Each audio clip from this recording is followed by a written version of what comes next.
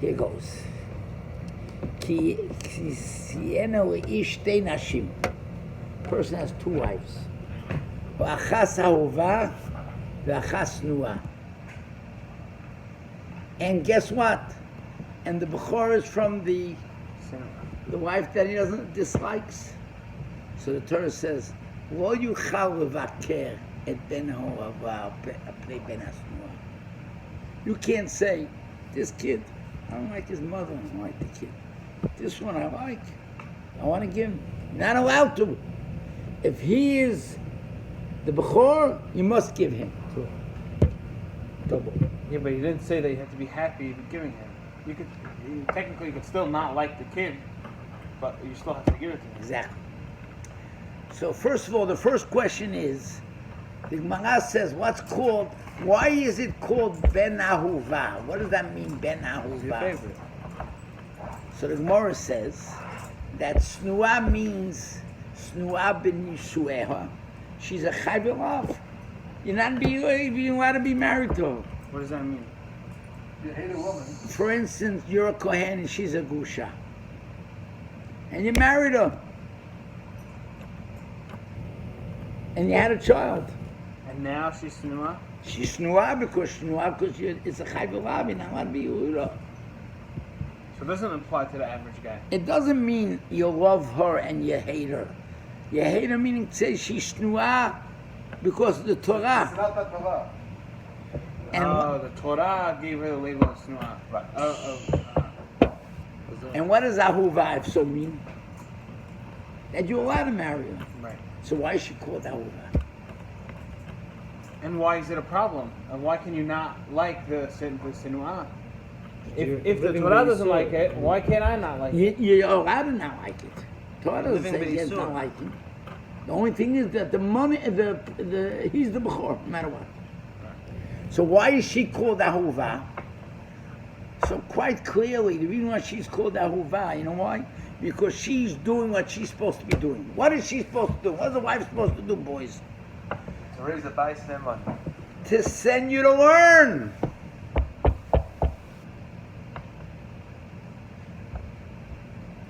Her child, what does she want from her child? That it should be a tzaddik. I want to tell you an unbelievable story. I'm not going to tell you the name, it shouldn't be Mufusam. There's a little child, and the reason why he's so special because he was born with a problem that had to be corrected. This little boy, he's maybe 3 years old.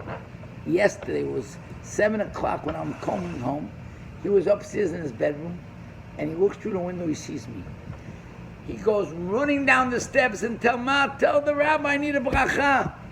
3-year-old kid. The mother comes running outside. Rabbi, hold up. Shlomi needs a bracha, he says. And sure enough, 2 minutes later, I see a little one running down the steps coming out the door.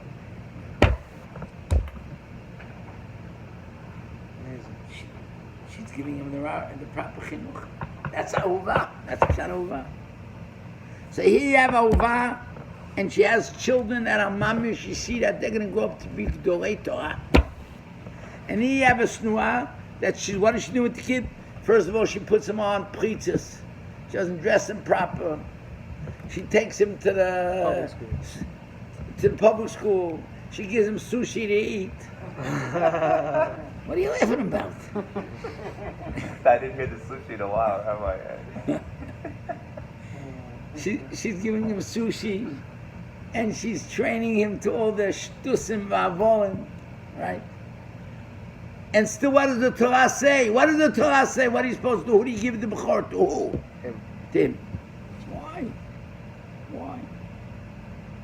And you can't change her. She's as tough as the wall. She doesn't want to listen. She doesn't listen. She's tough. She doesn't care. She's raising her child the way she wants him to be raised. And the other one is a tzaddiket, has a nice curly peot, and goes to shul every Shabbat with his father. And his other one is sitting here playing with the machine, kept playing. All he does is sit and play. That's why he gets rewarded with the And still know what he's supposed to do? Give him the Bechor. Why? Ralph, you had a question? The answer is because Avat HaShalom is so important by the Bori Baruch. Peace. If he's not going to give him the Bechor, this kid grows up, they become the worst enemies. He's going to go after him. It's going to be no Shalom Abayit. It'll be terrible. And what's important by the Bori Baruch Shemo Shalom? HaKadosh Baruch Hu was matir to have his name erased, right? His name, his holy name, to be erased. Why? There should be Shalom. It's before your time. In the 50s, there was a Choshev, a Mira Talmud Chochem. Mira from Shanghai, big Talmud Chochem. And his wife just wasn't with it. Wasn't on the program. She wanted a box. You know what a box is? Today it's a screen. It's not a box. It's a screen. Then it was a box. No. What are you doing? No. That's a screen. A box. So he came to my grandfather. What should he do? My grandfather says, my mother told me the story. My grandfather said, Shalom Bayis comes first. Ooh, wow. Ooh.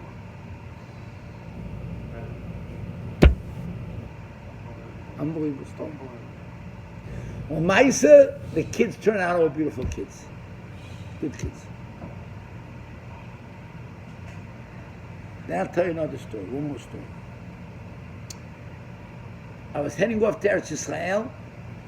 Some morning in our Kollel comes to me with a question. It's the long Friday nights. He wants to sit and learn. His wife says, if you sit and learn, I'm sitting on the couch with my novel. You know there's such a thing called a novel? Novel, look, like a Goyish book. A book with, romance, what's going on over there. She said, listen, if you want to take me for a walk, we should talk. But if you want to sit down with your Gemara, I understand. Then I'm sitting on the couch with my novel. What do you do? Good question. You're a wife, man. She gave you two options. She gave you two Listen options. to her. She gave you two options. She didn't say what she wants. She said either. Either. Yeah, either. So I told him it's a tough question. Someone asked you the question? Yeah, true story. I'm telling you, I'm not making up stories. All what I tell you is true. Good question. I said, I'm going to Eretz Yisrael. I'm going to go in tomorrow, Rav Shach. I'll ask him the question. Wow. I went into Rav Shach. I asked him the question. You know, Rav Shach. I can tell what a novel is first. I told him, he yoshevet al kiseh או על כיסא הספה עם כזה ספר 425 pages, the real stuff. A real novel. A real novel. What you do? He's a masmid. He wants to learn. He wants a chaza. Bittul Torah. He wants a chaza. He wants to learn. And she says clearly, whatever you want. Rav Shach says, tell him, close the Gemara and take her for a walk and go out with her and speak to her and talk with her. Why? So Rav Shach told me. You know why? Rav Shach says because the children will have the whole novel in them. She'll go to sleep with her novel, and how is it going to play out in the children?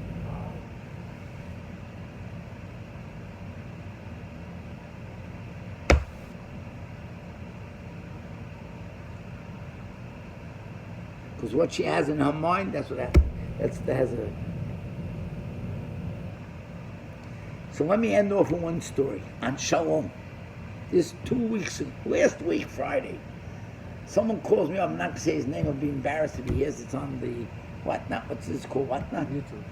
YouTube. He doesn't, so man, without saying his name. He calls me up. Whenever he has a real special story, he calls me up. So he called me up like this. He finally found out, his family is a beautiful family. And his cousins are beautiful. Real terrific family. So he wanted to know about his great-grandmother. His grandmother he knew. He wanted to know about his great-grandmother. So he finally found out about his great-grandmother. Listen to the story of his great-grandmother. His great-grandmother were 5 sisters. She was one of the 5. 4 of them got married to Almon. You know what Almon is? Almon is a man that was once married and lost a wife. 4 of the sisters of the 5 married to Almon. Such a rare thing. His great-grandmother got married to a man that had 3 children. Why? Because his great-grandmother's mother and father were very poor. And because they didn't have very poor, they didn't have a dowry. They didn't have a dowry, so they could marry their daughters. So they took whatever came across. Why were they so poor? Listen to this. Really, the family had money. And when the father died, it came the question of Yerusha. Started to fight over the Yerusha. The 5 girls? No, the 5 girls, mother's siblings. Mother's siblings. Right. The mother said, fighting, Ishalom, I want to have nothing to do with it. And moved away without taking a penny. Wow. And because she moved away, she didn't have money. And because she didn't have money, she married off her daughters to 4 to 5. But because they didn't have money, they left to America before World War II. And they all got saved. And they all have beautiful families. And the other part of the family who had the money all got killed out by Hitler. Wow. Wow.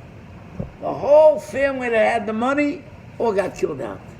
And they that didn't have the money, they all came to these shores of America and set up beautiful families. And all began why? Because that mother said, Shalom, she doesn't want fights. And since it's ending off with the fights of interest.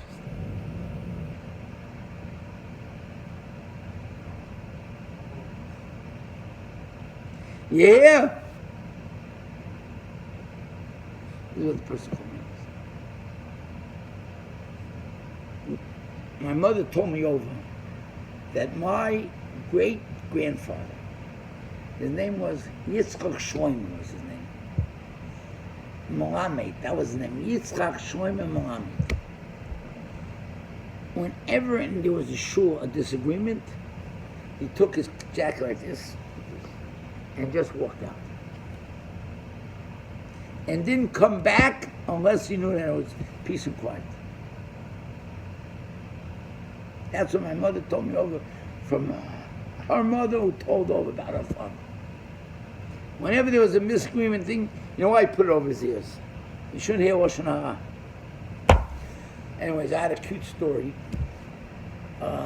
Someone calls me up this past week.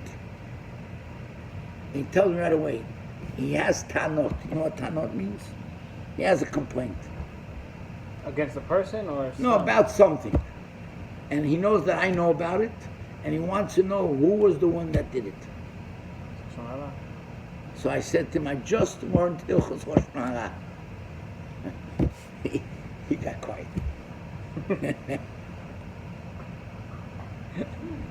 On the spot, HaKadosh Baruch Hu gave me. I said, I just now learned Hilchos Lashon Hara. You hear that? The right answer at the right time. Yes. Baruch Hatzloch, everyone. Shefa. It's an Eis Rotzen. It should come in. Everything should get sold out so fast. You don't even have time to get new stuff. I'm in Kenya, man.